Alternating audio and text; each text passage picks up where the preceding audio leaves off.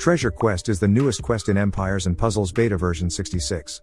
This treasure quest consists of 5 standard stages that will reward players with high-value loot rewards, such as Aether Crystals, legendary troop coins, and hero trainers. And the rewards for this quest will be rotated with each appearance. The duration of the treasure quest event is 24 hours. And the special rule for this event is featured family. Where families featured in this event will get a plus 50% bonus on attack, defense and health points. Then they also get a lucky bonus, where the featured family has a 20% chance of casting a special skill twice. And the most important thing is, in this treasure quest event, hero usage is limited. If the hero used is not from the featured family, then they can only be used once. However, if they are from a featured family, then they can be used multiple times. And for stages 1 and 2, the world energy cost is 16. For stages 3 and 4, the world energy cost is 20. And for stage 5, the world energy cost is 25. And in total, to complete the entire stage the player needs 97 world energy. And the recommended team power for the first stage is 3,800, stage 2 is 4,400, stage 3 is 4,600, stage 4 is 5,500, and stage 5 is 7,000.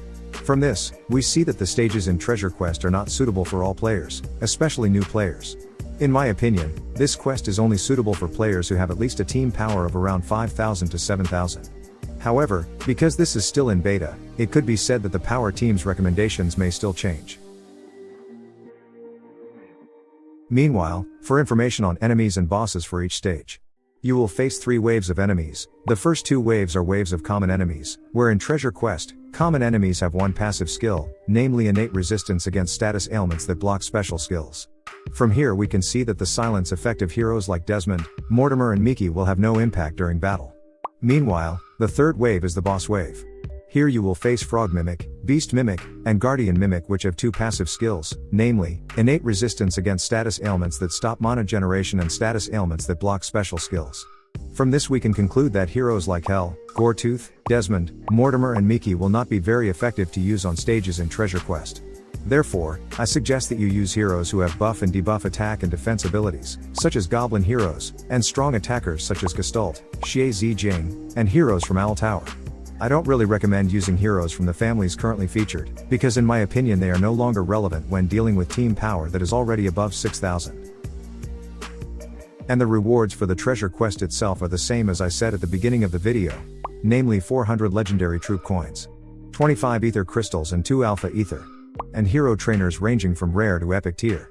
However, keep in mind that you won't get the rewards I mentioned all at once, because these rewards will be rotated with each appearance. So simply put, the first treasure quest will reward legendary troop coins. The second treasure quest will reward Aether Crystal and Alpha Aether. The third treasure quest will reward hero trainers.